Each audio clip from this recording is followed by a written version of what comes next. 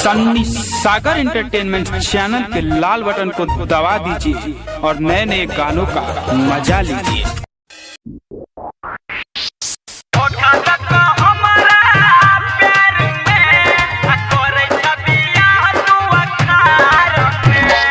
DJ Kanchan Raj, DJ Kanchan Raj, presented by मां music recording studio Ladania, नीम चौक चौसीमा वैशाली।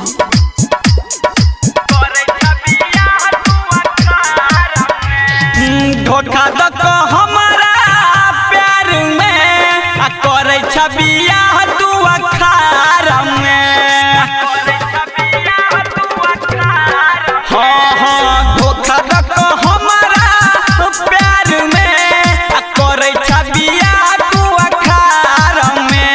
छपा गेल कार्ड उठल ढल हडिया बुरा हबौ नै हम संसार में।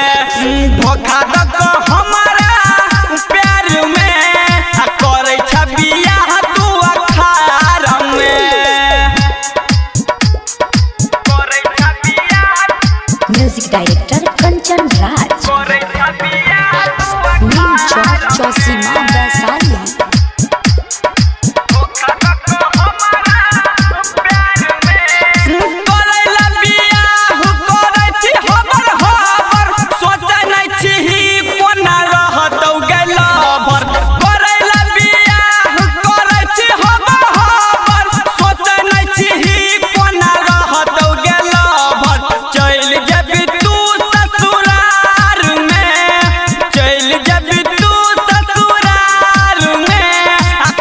छबिया तू अखार में। धोखा दक हमारा प्यार में आ करे छबिया तू अखार में।